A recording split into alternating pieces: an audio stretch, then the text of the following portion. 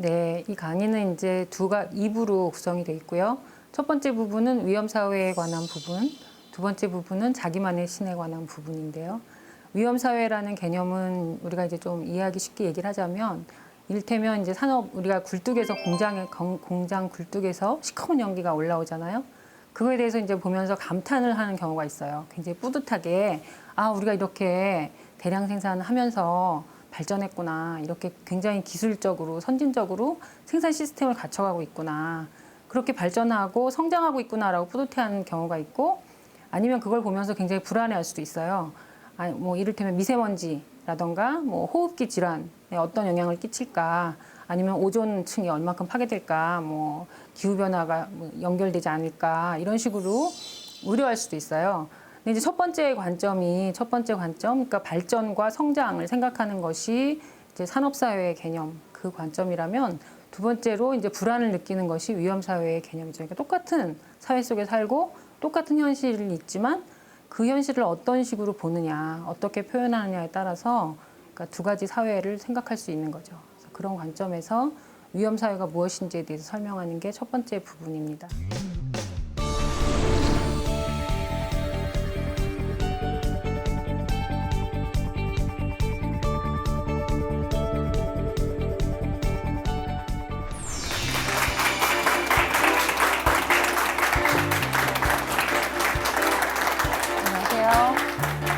저는 서울대학교 여성연구소의 홍찬숙이라고 하고요.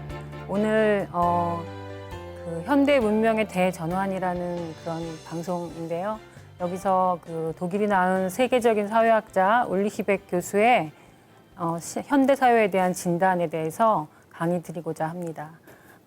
이번 강의는 두 가지의 그 연속되는 강의인데요. 첫 번째 강의는 위험사회라는 대표작에 대한 강의이고요.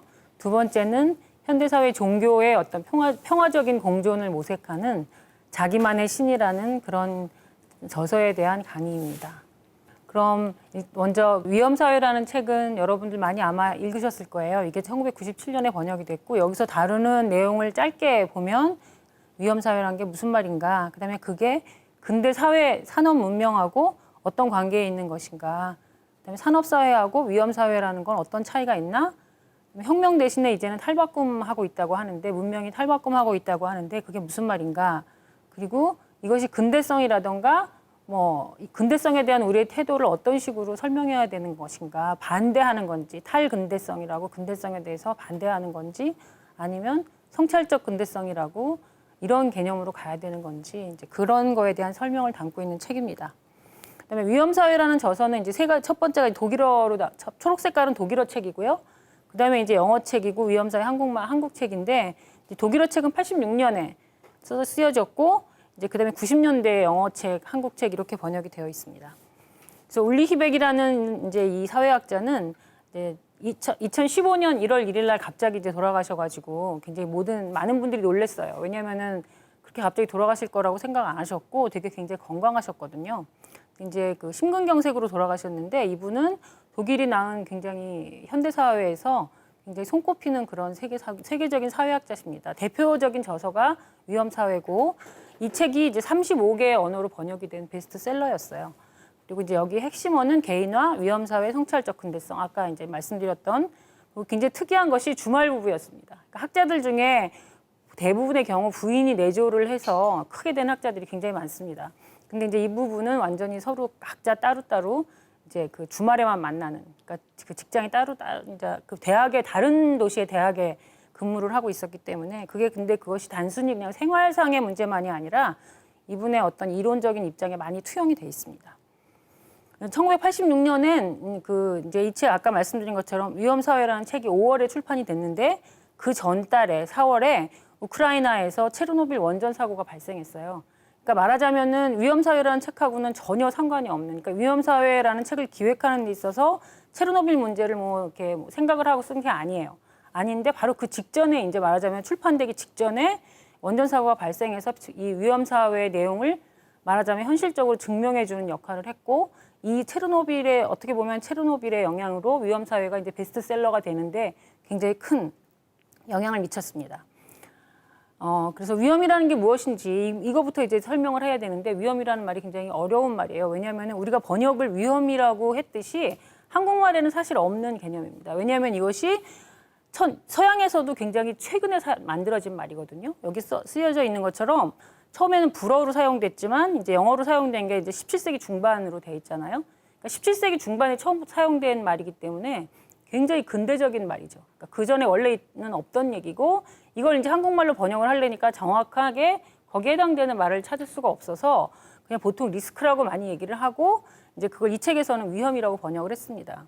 근데 이거는 이제 우리가 말하자면 흔히 알고 있는 어떤 위험한 상황을 접했기 때문에 위험하다라는 걸 알고 있는 상황하고는 좀 달라요. 좀 달라서 그런 어떤 실질적으로 발생한 위험에 대해서 앞당겨서 생각하는 거예요. 미리. 나중에 미래에 발생할 수도 있을 어떤 위험에 대해서 지금 생각하는 거예요. 시차가 있어요. 그러니까 위험이 발생하는 시기하고 위험에 대해서 예상하는 시기가 다르죠. 시차가 있는 그런 상태에서 얘기하는 거를 리스크라고 하는 거죠. 그래서 이제 실제 위험에 대한 예상이라고 할 수 있습니다. 이런 예상을 하는 데서 굉장히 중요한 역할을 한 게 바로 이거예요. 뭐냐면 해상활동. 그러니까 중국 이 당시 이제 17세기죠. 이 당시에 위험이라는 말이 만들어진 것은 그 콜럼부스가 뭐 이렇게 항해하면서 인도인 줄 알고 인도인 줄 알고 자기가 한참 동안 미국 발견하고 난 다음에도 인도라고 생각했기 때문에 미국 사람들 원주민을 인디안이라고 부른다고 이런 거 알고 있죠. 그러니까 그런 식의 그런 어떤 세계 해양 세력으로 등장하기 시작하는 거예요. 서구가 처음으로. 서구에서 이제 근데 그 당시에는 중국보다 배 만드는 기술이 굉장히 발달을 못했어요. 중국이 훨씬 더 배 잘 만들었어요. 근데 이 배는 잘 못 만들었지만 과학 기술은 굉장히 빠른 속도로 막 발전하고 있을 때였죠. 그럴 때 이제 이 배를 타고 이제 세계 여행을 하는 게 유행이었어요. 말하자면 탐험을 하기 위해서도 하고 그냥 호기심에서도 하고 돈 벌려고도 하고 여러 가지 목적에서 그럴 때 이제 이 배를 타고 나가면 조난을 엄청나게 당했죠. 이런 배를 보세요. 이 배를 보고 뭐 대서양 태평양 건넌다고 생각해 보세요. 얼마나 위험한 짓이에요. 그죠? 그러니까 사람들이 굉장히 많이 죽고 살아오는 사람이 거의 없었어요. 그러니까는 이런 거에 대해서 그럼에도 불구하고 계속 배를 타고 뭔가 탐험을 하고 무역을 하고 이제 그러려고 하는 거죠. 그러다 보니까 위험에 대해 생각하는 거예요. 아, 나중에 이거 타고 갔다가 어떤 사고가 발생할 수 있을까? 얼마나 사람들이 죽을 수 있을까? 그거에 대해서 계산을 하기 시작한 거죠. 그래서 거기서 이제 리스크라는 개념이 만들어진 겁니다. 그래서 예상을 해서 그걸 비용으로 표현하는 거예요. 이를테면 이제 우리가 배를 타고 나갈 때 몇 명이 죽을 수 있으니까 그 비용이 어느 정도 되겠구나라는 걸 계산을 해가지고 이걸 할 건지 안 할 건지 그럼에도 불구하고 위험을 감수하고 이걸 하는 것이 의미가 있는지 생각을 하는 거죠. 저울질을 하는 거죠. 그래서 과학적이고 수학적인 어떤 예측을 바탕으로 한 개념이고 이것이 이제 보험 산업의 발달을 촉진했어요. 그러니까 보험이 처음에 생긴 게 해상보험부터 시작된 거죠. 여기 나갔을 때 죽을 수도 있기 때문에. 그다음에 이제 리스크 개념이라는 게 이렇게 어떤 경영학적인 개념인 거예요. 처음에 말하자면 경제학적인 개념이고 경영학적인 개념이었는데 그걸 사회과학에서도 쓰기 시작했습니다. 사회과학이라는 건 사회에 대해서 설명하는 거죠. 사회가 무엇인지, 현대사회, 특히 현대사회, 근대사회가 무엇인지 그거에 대해서 설명할 때 리스크 개념을 처음으로 사용한 사람은 인류학자예요. 그 사람은 이제 1983년에 메리 더글라스라고 굉장히 유명한 영국의 인류학자가 리스크 앤 컬처라는 책을 썼는데 이게 이제 한국말로도 번역이 돼 있어요. 근데 이 책을 여기서 처음으로 이제 리스크라는 개념을 사회과학적으로 설명을 합니다. 근데 여기서 이제 문화 인류학의 구성주의 관점이라고 그랬는데 구성주의라는 말 굉장히 많이 들어보셨을 거예요. 굉장히 많이 얘기되는데 구성주의라는 말은 어려운 내용이 아니라 말하자면 그런 거예요. 그러니까 우리가 그 TV에서 마녀보감이라는 거 얼마 전에 끝난 거 아시죠? 그거 보셨죠? 여기 보면은 이제 이 홍주라는 이 빨간 옷을 입은 이 여자가 좀 악독한 여자로 나오고 그러고 이제 젊은 공주가 굉장히 불쌍한 여자로 나오는데 이 얘기가 뭐냐면 왕하고 조선시대 왕실에 굉장히 불길하고 어떤 막 흉측한 일들이 막 발생하는데 그런 어떤 위험, 그것이 이제 왕조의 위험이자 나라의 위험이죠. 그 위험의 원인이 무엇인가를 가지고 이제 서로 막 엎치락뒤치락 싸우는 얘기인데 홍주라는 사람은 이제 그 위험의 원인을 저 공주한테서 보는 거죠. 공주가 마녀예요. 살아있는 동안은 절대로 이 위험이 없어지지 않는다. 그리고 이제 이 공주를 이제 옹호하는 이 남자들 3명 이런 생각할 때는 공주는 아무런 죄가 없고 단지 모든 것이 다 홍주라는 애가 자기의 욕망을 실현하기 위해서 만들어낸 어떤 각본 같은 거예요. 그러니까 이런 식으로 어떤 위험이라는 것은 사회적으로 근데 이런 각본이 성립하려면 어떤 문화가 있어야 되냐면은 뭔가 어떤 사람의 어떤 주술이 뭔가 누가 이렇게 마음속에 막 원망이나 어떤 정신적인 작용이 뭐 다른 사람에게까지 해악을 미칠 수 있다라는 그런 믿음이 어느 정도 있어야지 저런 말이 성립이 되죠. 저런 각본이. 그러니까 그게 어떤 문화적으로 형성되는 거라는 거예요. 위험이라는 것에 대해서, 위험의 원인이 뭔가에 대해서 생각하는 거를 문화적으로 거기에 대해서 각본을 짜는 것이 그게 바로 구성주의예요. 그러니까 위험이라는 것은 문화인류학적 구성주의적 관점에서 보면 그 사회마다 위험한 거는 어떤 식의 연관관계가 있는 거예요. 이를테면 뭐 가뭄이 드는 거는 뭐 하늘이 노해서 비를 안 뿌려줘서 뭔가 왕이 잘못했기 때문에 노했다거나 아니면 백성이 뭔가 잘못해서 노했다. 이런 식의 어떤 문화적인 배경이 있기 때문에 사람들이 어떤 그런 위험을 생각할 때 문화적인 요소를 들고 와서 설명을 한다는 거죠. 그런데 그것이 단순히 그냥 문화적인 그런 것뿐만 있는 게 아니라 거기에는 아까 홍주 얘기했던 것처럼 권력과 관계가 있어요. 그런 식의 각본을 짜면 자기한테 더 유리해요. 내 권력을 옹호하는 데 더 유리해요. 그렇기 때문에 어떤 위험이라는 게 뭐다라고 설명할 때 그것을 굉장히 어떤 권력, 그다음에 어떤 문화적인 부분이 들어가 있다는 거예요. 그게 구성주의고 이제 근데 메리 더글러스는 위험이라는 거, 리스크라는 거는 바로 그런 거라고 본 거예요. 일종의. 그러니까 현실 진짜로 어떤 위험이라는 게 실질적으로 과학적으로 정말 우리가 여태까지 봤던 리스크, 아까 봤던 리스크 개념은 굉장히 과학적인 개념이었잖아요. 근데 그게 아니라 굉장히 어떤 약간 미신적인. 근데 이제 그 미신을 미신이라고 말하지 않아요. 구성주의에서는. 왜냐하면 미신이라고 말하면 그 사람들을 그걸 믿는 사람들을 얕잡아보고 비판하고 이렇게 뭔가 이렇게 후진적인 사람들로 격화시키는 거기 때문에 미신이라고 말하지 않고 그냥 문화라고 얘기하는 거예요. 그러니까 그렇게 얘기해서 그 사람들은 그런 문화가 있기 때문에 이제 그렇게 생각한다는 거죠. 판단하지 말자는 거예요. 그래서 이제 그런 식으로 위험을 어떻게 인식하는가, 그걸 인식하는 것을 리스크라는 개념으로 썼어요. 그러니까 아까 우리가 봤던 보험하고 상관되는 리스크하고는 다른 차원에서 리스크라는 개념을 사용했습니다. 그러니까 그렇게 보면 어느 사회에든지 다 있어요, 리스크는. 그죠? 17세기 전에도 리스크는 있는 거예요. 그죠? 그런 식으로 굉장히 확대해서 설명을 했습니다. 그러니까 위험에 대한 상상을 이제 리스크라고 얘기했고 이런 거를 아까 말했던 것처럼 그건 미신이 아니다. 그냥 문화가 다를 뿐이지. 판단하지 말자. 좋다, 나쁘다, 미신이다, 아니다, 과학이다. 판단하면 안 된다. 그렇게 판단하는 거는 그 사람들을 저평가하는 것이다라고 그렇게 얘기하기 때문에 이제 그 평가하지 말자, 판단하지만 안 된다라는 것이 문화 상대주의입니다. 그래서 문화 상대주의적으로 접근을 했어요. 근데 여기서 이제 여기에 약간 이제 그 함정이 좀 있는 게 뭐냐면 문화 상대주의적으로 접근을 하면 과학도 미신이에요. 어떻게 보면 과학도 그냥 리스크를 생각하는 것 중에 하나의 방법이고 마녀보감 같이 생각하는 것도 하나의 방법이고 동등해야 돼요. 근데 여기서 메리 더글러스는 그 동등하다고 생각하지 않고 과학은 객관적이고 이렇게 이런 식의 마녀보감처럼 아니면 미국의 환경론자들이 얘기하는 어떤 위험의 개념이라는 거는 굉장히 분파적이다라고 본 거예요. 그리고 그 사람들이 왜 분파적으로 자꾸 위험 얘기를 하냐면 그것은 그 사람들이 권력을 얻기 위해서, 권력을 주장하기 위해서 그러는 거다. 이렇게 얘기를 해서 당시에 미국에서 그 친중산층 중심으로 형성된 어떤 위험에 대한 문제 제기, 환경 위험이라던가 뭐 이런 위험에 대한 문제 제기가 어떤 신중간 계층의 분파적인 사고라고 그렇게 평가를 하게 됩니다. 그래서 더글러스가 이제 이런 식으로 리스크 연구를 한 결과는 뭐였냐면은 이 신중간 계층은 산업이 발달하고 난 다음에 고소득의 어떤 굉장히 배고픈 걸 모르는 사람들이에요. 그런 사람들이 사회에 대해서 자꾸 문제 제기를 하기 위해서 문제를 자꾸 만들어내는 거죠. 그래서 리스크를 주장을 하고 위험이라는 거, 환경 위험이라던가 이런 식의 것들을 사회 문제로 자꾸 제기를 한다고 얘기를 한 거죠. 그래서 그런 위험이라는 거는 아까 말했던 것처럼 마녀보감에서 얘기했던 것처럼 굉장히 미신이라고 표현하지는 않지만 굉장히 문화적으로 구성된 거기 때문에 그 사람들이 얘기하는 분파적인 그런 거에 현혹되지 말고 과학에 맡겨야 된다. 이런 식으로 이제 얘기를 하게 됩니다. 그러니까 약간 문화 상대주의인데 결국 과학이 더 발전한 것이고 과학이 더 객관적인 것이다. 라고 간다는 의미에서 또 문화 상대주의가 아니기도 한 그런 식의 약간 애매한 얘기를 했습니다. 이거에 대해서 이제 울리히백은 약간 비판하는 입장이에요. 그러니까 울리히백은 오히려 산업이나 어떤 그 과학이 더 분파적일 수 있다고 얘기하는 거죠. 그러니까 일반 사람들이 환경 문제나 위험에 대해서 우리 현대사회 문명의 리스크에 대해서 자꾸 문제 제기를 하고 그게 현대사회에서 굉장히 중요한 문제다라고 자꾸 얘기하는 비판하는 사람들이 분파적인 게 아니라 오히려 과학자들이 더 분파적일 수 있다라고 얘기를 합니다. 그래서 여기서 구성주의도 아니고 실제론도 아니다고 얘기하는 건 뭐냐면 구성주의라는 건 아까 얘기했던 것처럼 어느 사회든지 자기네들의 문화적인 어떤 인식의 기초에서 위험이란 뭐다라고 얘기를 하는 거예요.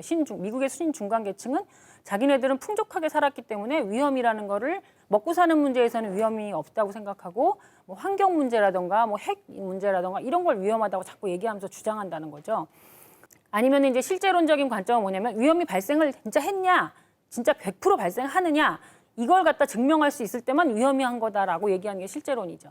그러니까 실제론적으로 그런데 핵 문제라던가 미국에서 환경운동을 얘기하던 환경 문제를 얘기하던 사람들이 얘기하는 어떤 리스크 개념은 그런 실제 진짜 뭐 위험이 터져서 꼭 지금 현상 발생해서 100%뭐 확인할 수 있기 때문에 얘기하는 게 아니라 그럴 수도 있고, 그러니까 말하자면 핵 원자력 같은 걸 사용하다 보면 뭐 이렇게 폭발할 수도 있고, 폭발하면 굉장히 많은 대단한 규모의 어떤 그런 손실을 가져올 수 있고, 전부 가능성에 대한 얘기잖아요. 가능성에 대한 얘기이기 때문에 그 두 가지 다, 그러니까 실제론을 비판한 거는 메리 더글라스고, 메리 더글라스는 좀 애매하게 비판했죠. 근데 과학은 실제론적이고 어떤 리스크 개념은 구성주의적이고, 근데 백은 이제 그거에 대해서 뒤집는 개념으로 실용주의적으로, 이게 꼭 실제론인지 구성주의인지 우리는 판단하기 좀 어려운 거예요. 근데 그렇지만 두 측면이 다 있기 때문에 실용주의적으로 접근해야 된다라는 얘기를 했고요. 그리고 리스크는 계산된 위험이기 때문에 우리가 실제적으로 관찰하기는 힘들어요. 나중에 우리 미래에 대한 어떤 예상이기 때문에. 그래서 그렇지만 발생 확률이 0보다는 크죠. 그럼 이게 실제 하는 거예요? 실제 하지 않는 거예요? 실제론에 대한 어떤 의문을 가져오는 그런 문제죠. 잠재적 실제성이라고 할 수 있습니다. 근데 이제 현대 과학의 결과인 리스크라는 거는 아까 말했던 것처럼 핵 문제라던가 뭐 ABC, 좀 이따 ABC 재앙 이렇게 나오는데 무슨 말이냐면 아톰, 그죠? 원자력 문제, 그다음에 바이올로지, 생물학 문제, 그다음에 케미스트리, 화학적인 그런 재앙, 그런 것들은 굉장히 파괴력이 크고 무차별적이에요. 그렇기 때문에 그런 것들은 이제 그런 게 만약에 진짜 실제로 발생을 한다, 발생해야만 객관적이다라고 얘기하면 그것이 객관적으로 실제하는 순간에 그 손실은 엄청난 거죠. 그렇기 때문에 그것을 꼭 100% 그것이 실제 할 때까지 꼭 기다려서 그걸 확인하고 난 다음에 그거에 대해 생각해야 되는 그런 문제는 아니라는 거죠. 그래서 이제 현대 사회에서 아까 말했던 그런 어떤 원자력이라던가 화학적인 어떤 그런 독가스, 그래서 우리도 요새 많이 나오고 독가스가 유출돼가지고 뭐 그런 얘기들 많이 나오잖아요. 그런 문제라던가 아니면 뭐 탄저균 같은 생물학적인 그런 문제, 뭐 아니면 전염병, 그죠? 그런 것들은 보험회사가 더 이상 그걸 보험 상품으로 그런 걸 개발하지 않는다는 거예요. 왜냐하면 계산이 안 되는 거고 과학적으로 예측 사실상 불가능한 거기 때문에 과학의 범위를 뛰어넘는 그런 새로운 위험이 등장을 한 거죠. 리스크는 리스크인데 더 이상 보험에 의해서 예방할 수 없는 새로운 리스크가 만들어진 거예요. 그 부분을 이제 위험 사회의 굉장히 중요한 핵심적인 특징으로 얘기를 합니다. 그런데 이제 이것은 또 굉장히 이것이 그래서 이 리스크가 어느 정도가 될 것이다라고 그거에 대해서 계산하는 게 정치적인 입장에 따라서 다 다를 수 있어요. 그렇기 때문에 굉장히 구성주의적이면서 동시에 이게 발생할 가능성이 0보다 크기 때문에 또 실제적이기도 하면서, 그래서 이제 이런 거에 대해서 굉장히 입장에 따라서 굉장히 계산을 달리하기 때문에 이게 얼마나 위험한 것인지, 그래서 실제로 이거를 정확하게 이것의 위험을 얘기할 수 있는 사람들은 피해자인 당사자들밖에 없다고 보는 거예요.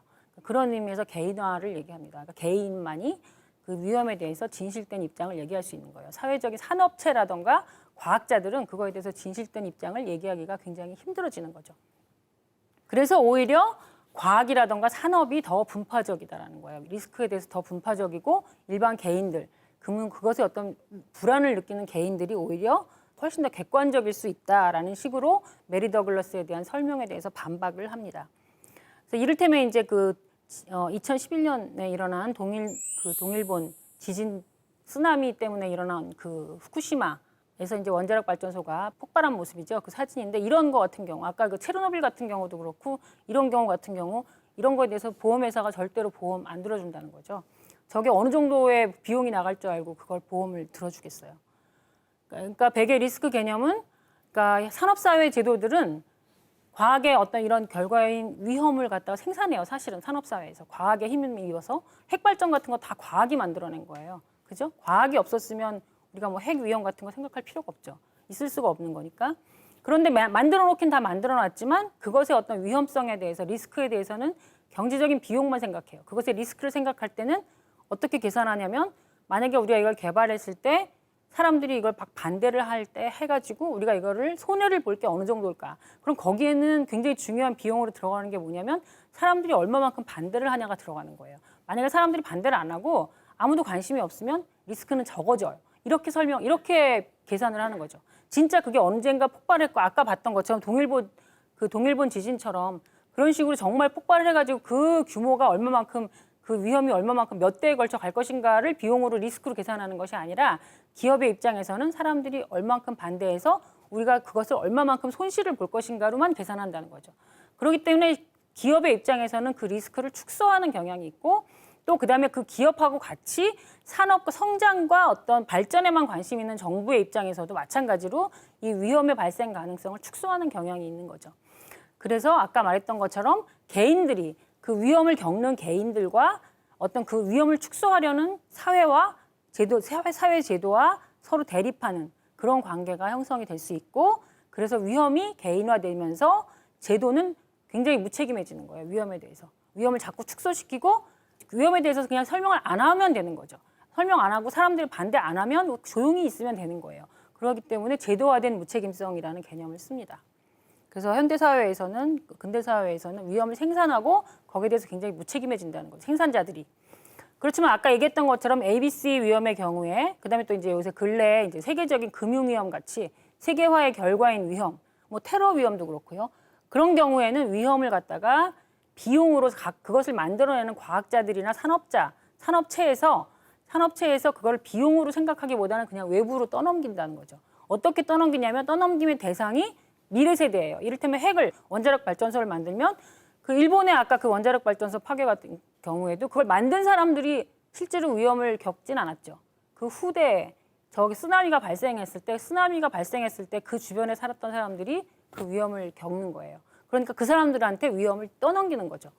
마찬가지로 뭐 세계적 금융 위험 같은 경우에 그런 경우에는 뭐 이를테면 이제 그런 어떤 금융의 어떤 그런 위험을 가져온 거는 은행의 어떤 관리자들이잖아요. 은행의 관리자들이 가져왔지만 사실상 그거를 갖다가 뭐 국민 세금을 동원해서 그거 갖다가 이제 문제를 해결하고 이러면 일반 납세자들한테 이제 떠넘기는 거죠. 이런 식으로 이제 어떤 비용을 갖다가 떠넘기는 식으로 제도가 아까 얘기했던 것처럼 굉장히 제도화된 무책임성 쪽으로 나간다는 거죠.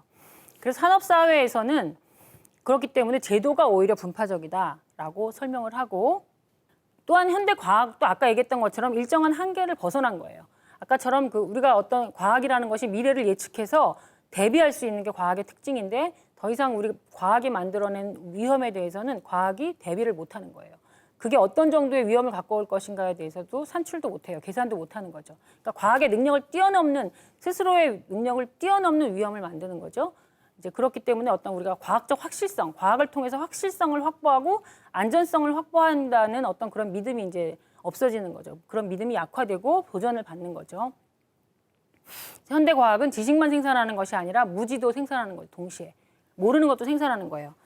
그게 무슨 말이냐면 이렇게 오식싹싹 같은 이런 이제 문제가 나왔을 때, 가습기 문제 나왔을 때 이제 여기에 대해서도 과학자들은 굉장히 논쟁을 하죠.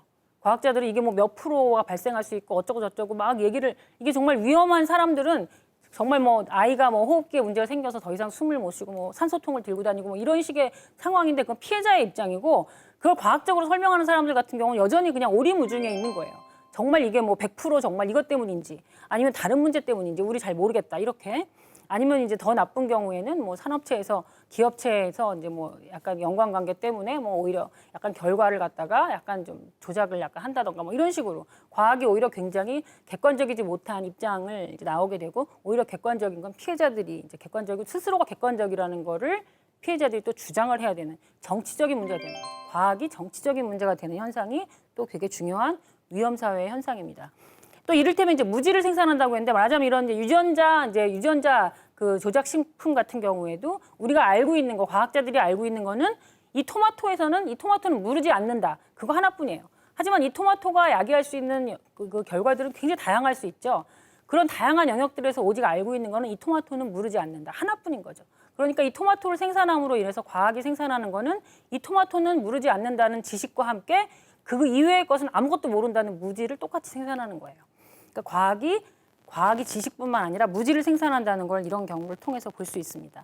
그래서 산업사회하고 위험사회하고는 이제 똑같은 현대사회를 두 가지의 굉장히 다른 대척점에서 진단을 내릴 수 있는 거예요. 관찰할 수 있는 거예요. 하나는 산업사회로, 하나는 위험사회로.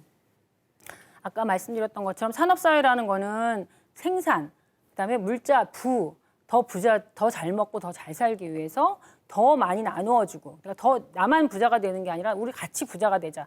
이런 식의 어떤 성장, 발전, 이런 개념으로 이제 어떤 과학을 사용하는 것, 그리고 그런 개념으로 경제적 생산을 하는 것이 산업사회예요. 그러니까 여기서는 노동이 가장 중요하죠. 인간의 노동력이 핵심이에요.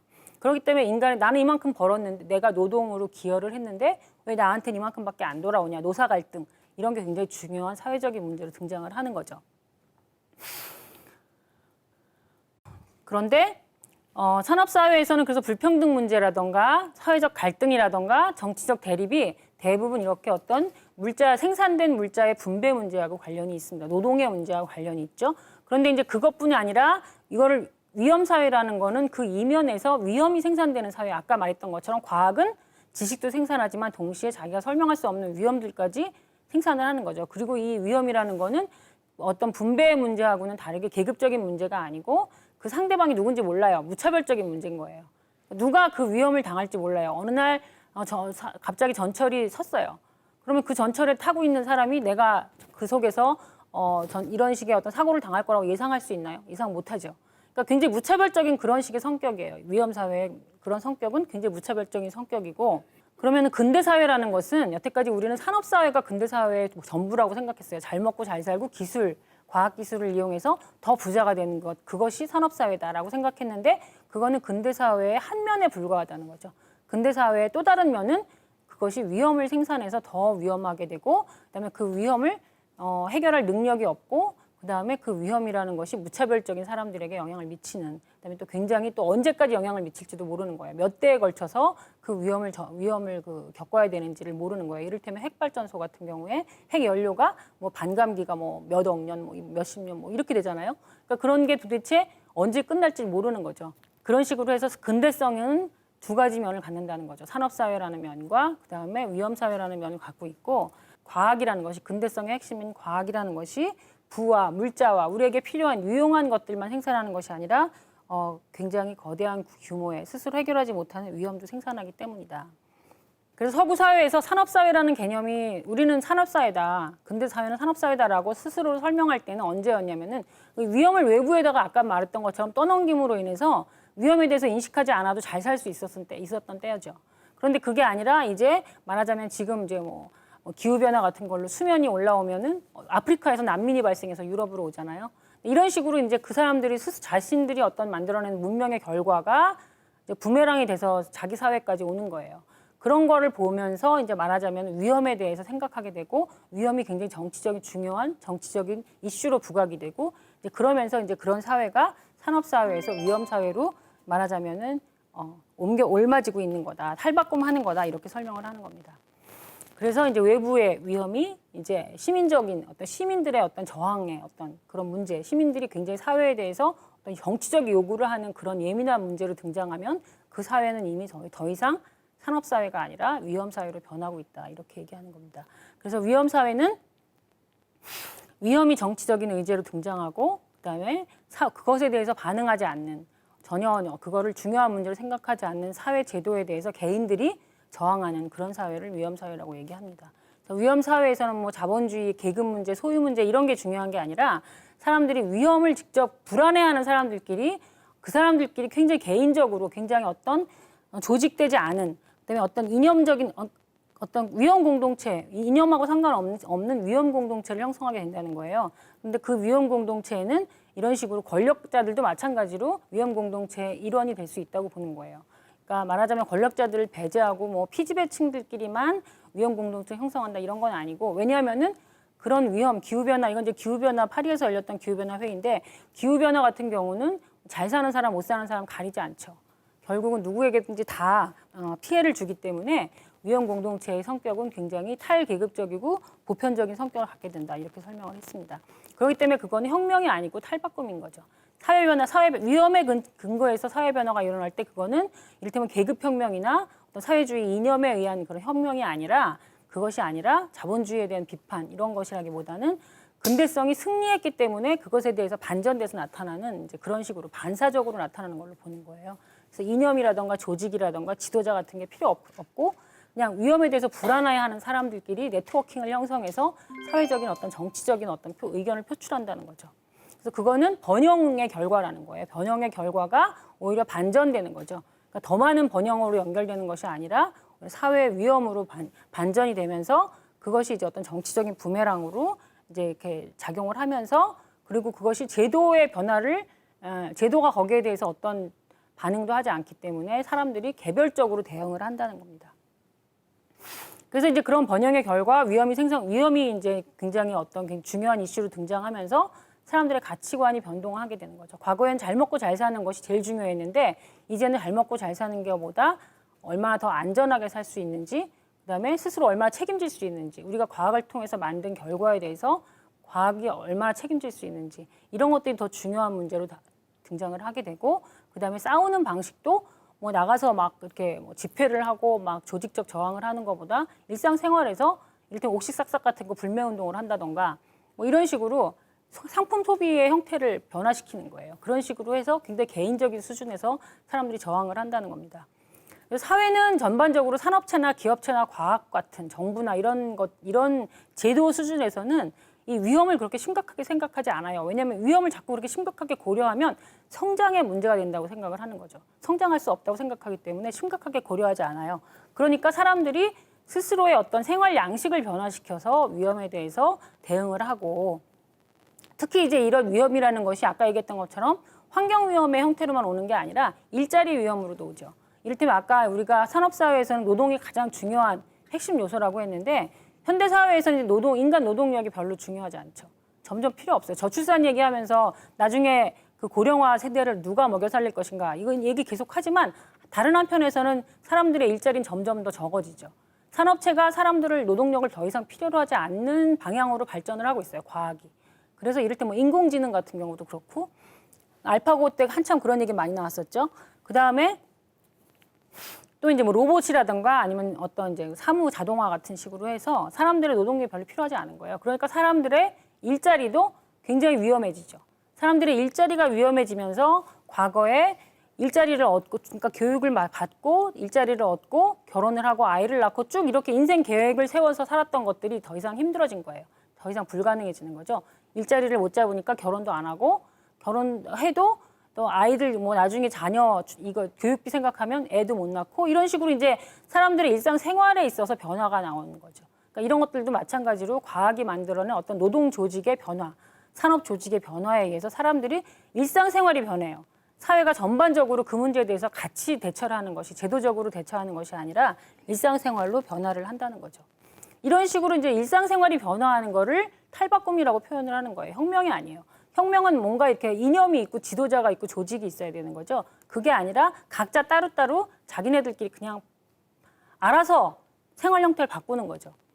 마찬가지로 이런 식으로 이제 어떤 노동의 영향력이 약해지니까 계급의 영향력도 약해지고 계급 연대도 약화되는 거죠.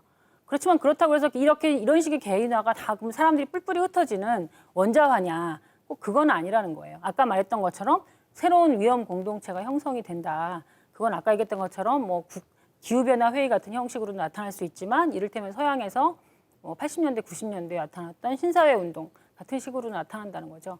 그러니까 환경운동, 뭐 여성운동 이런 건데 그런 식으로 새로운 형태의 어떤 정치적인 발언들이 나타나기 시작한다는 거예요. 그런데 이런 새로운 형태의 정치적인 발언의 형태 특성은 뭐냐면은 무정형성이에요.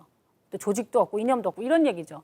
그거 뭐 예측할 수 없어요. 어디서 갑자기 터질지, 어디서 누가 뭐라고 할지 모르는 거예요.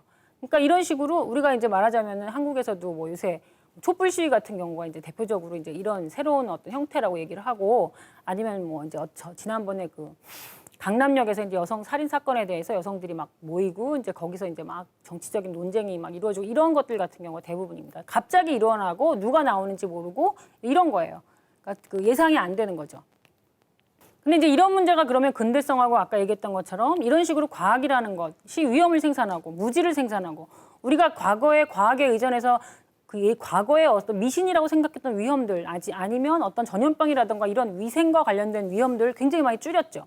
그리고 산업화에서도 산업재해나 이런 것들도 굉장히 많이 줄여왔고 사회보험, 사회보장제도나 이런 걸 통해서 여러 가지 다각적인 위험들을 예상해서 사회가 안전하게 대응하는 제도들을 발전시켜왔죠. 건강보험, 연금보험 이런 식으로.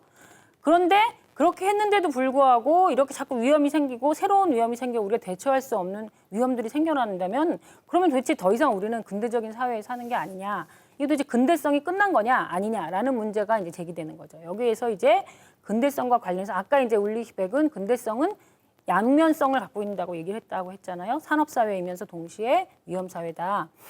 여기서도 마찬가지로 이제 탈근대성 개념이라는 거는 뭐냐면은 과학도 역시 하나의 미신에 불과한 거예요. 똑같이 구성주의적인 입장이에요. 그래서 과학도 미신에 불과하기 때문에 과학은 자기가 갖고 있는 세계관, 과학적인 세계관이라는 굉장히 어떤 좁은 세계관으로 다른 사람들에게 강요를 해요. 세상은 이런 거다라고 자꾸 가르친다는 거예요.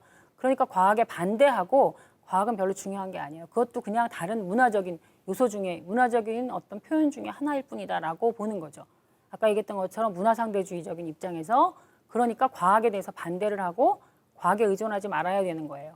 그래서 탈근대적인 그런 식의 입장이고 성찰적 근대성이라는 입장은 뭐냐면은 그게 아니다. 그건 굉장히 무책임하다. 왜냐하면은 어차피 아무리 그래도 우리가 지금 현대사회에서 과학에 투자한 그 돈이 어마어마하죠.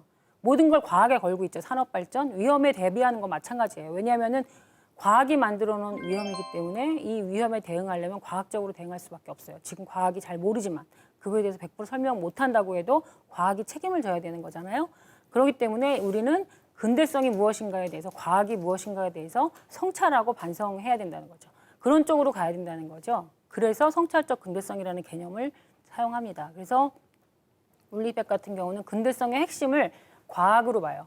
과학의 핵심은 뭐냐면은 이거 실험 이런 게 아니라 과학이라는 거는 전통적으로 당연하게 생각했던 것에 대해서 진짜 당연한가?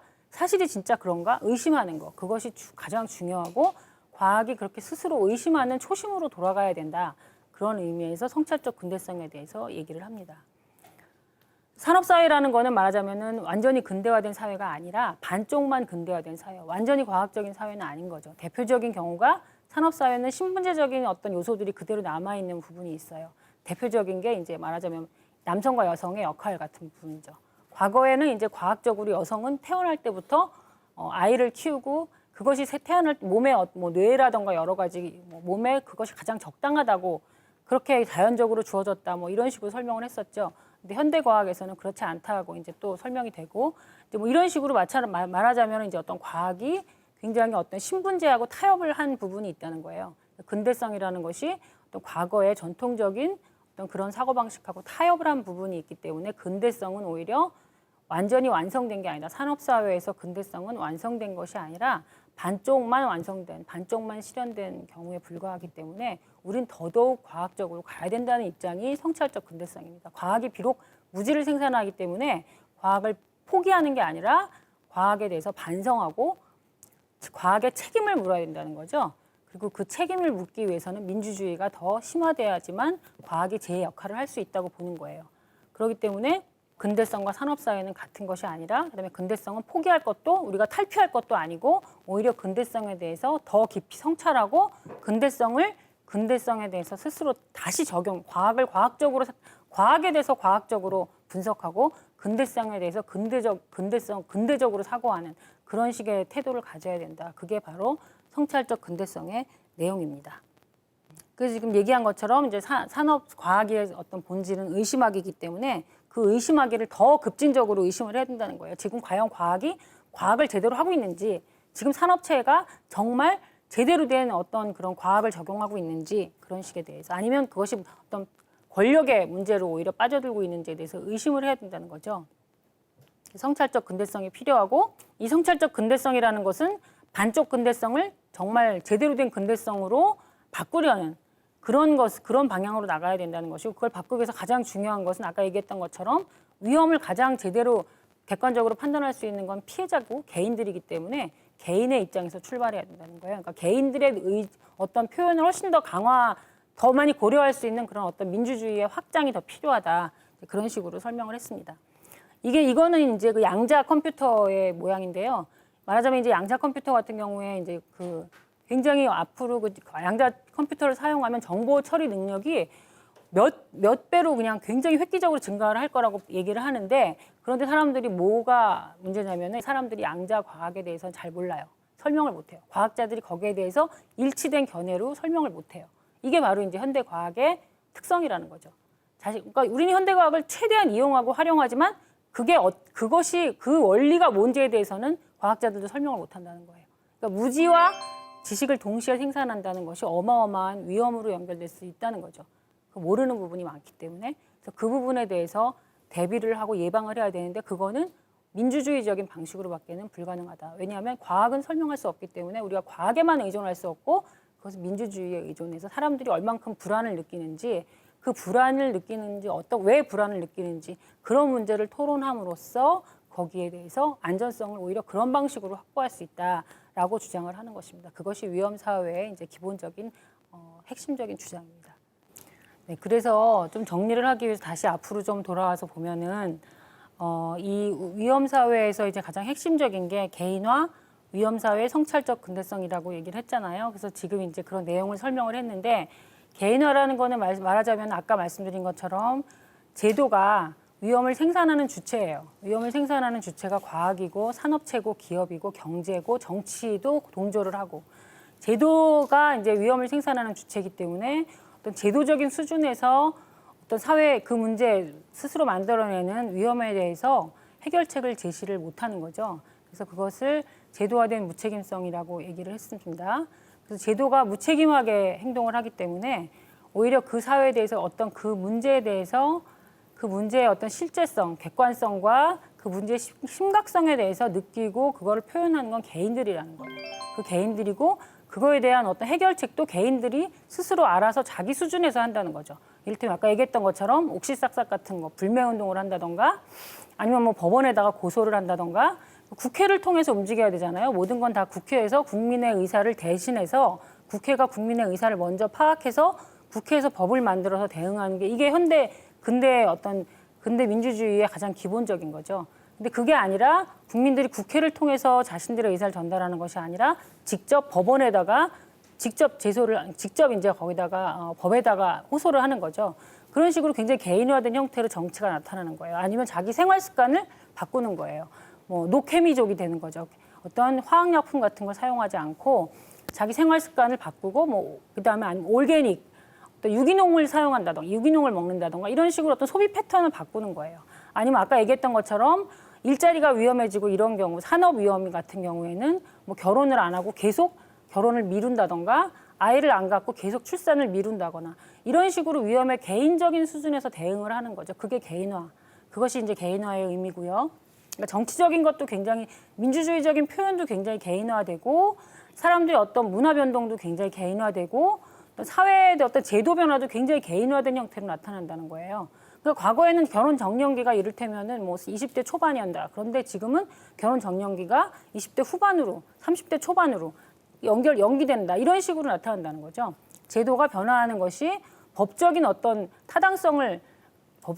대리를 통해서 제도가 변화하는 것이 아니고 개인들의 산발적인 어떤 행동의 변화에 의해서 제도가 변화한다는 거예요. 그다음에 위험사회라는 건 아까 말씀드렸던 것처럼 사회가 더 이상 스스로가 생산하는 위험에 대해서 눈 감지 못하는 거죠. 왜? 그것이 자기에게 부메랑으로, 우리 사회의 부메랑으로 돌아가기 때문에. 과거에는 못 사는 나라에, 아니면 못 사는 사람들한테, 덜 배운 사람들한테, 아니면 다음 세대에 아직 태어나지 않은 세대들에게 모든 위험을 전가할 수가 있었는데 더 이상 그러지 못하는 거죠. 더 이상 그러지 못하고 이미 우리 세대에서 원자력 폭발도 일어나고 기후변화도 일어나고 오존층 파괴도 일어나고 이런 식으로 여러 가지 문제들이 벌써 터지고 있기 때문에 그다음에 기후변화가 일어난 그 아프리카에 못 사는 나라에서 그다음에 난민 형태로 우리 사회에 들어오고 이런 식으로 사람들을 위협하는 거예요. 서구의 사람들을 산업화가 이미 그 결과를 통해서 위협을 하기 때문에 사람들이 위험이라는 문제를 정치적으로 중요한 문제로 생각할 수밖에 없는 그런 상황이 된 거죠. 먹고 사는 문제만 중요한 게 아니라 또 위험하지 않게 공존, 평화롭게 지내는 문제도 굉장히 중요하구나라고 생각하는 그런 상태로 변하게 됐다는 거죠.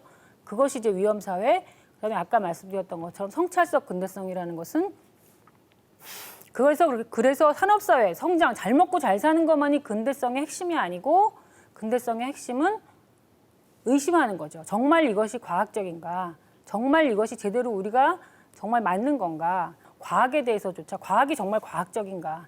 이런 거에 대해서조차 점점 더 많이 생각해야 되는 그런 식으로 이제 근대성에 대한 태도가 바뀌어야 된다. 이제 그것이 성찰적 근대성입니다. 그러니까 근대성에서부터 탈피해서 우리는 보다 더, 그러니까 말하자면은 과학이 지배하지 않는 사회로 가자. 이런 게 아니라 과학을 좀 더 과학적으로, 과학답게 또 더 책임감 있게, 더 민주적으로 활용해야 된다. 이제 그것이 근대성, 성찰적 근대성의 핵심적인 내용입니다. 그래서 그런 부작용으로 인해서 스스로를 변화시키라는 어떤 명령을 받는 거예요, 사회가. 그러니까 근대성도 더 근대적이 돼야 되고 더욱더 근대적으로 근대성이 변해야 되고 과학도 더욱더 과학적으로 변해야 되고 그것이 이 시대가 요구하는 어떤 그런 시대가 명령하는 위험사회의 요구, 위험사회라는 시대가 요구하는 바가 바로 그런 것이다 라고 그렇게 설명하는 것입니다. 네, 그럼 제 1강은 여기까지 하겠습니다. 감사합니다.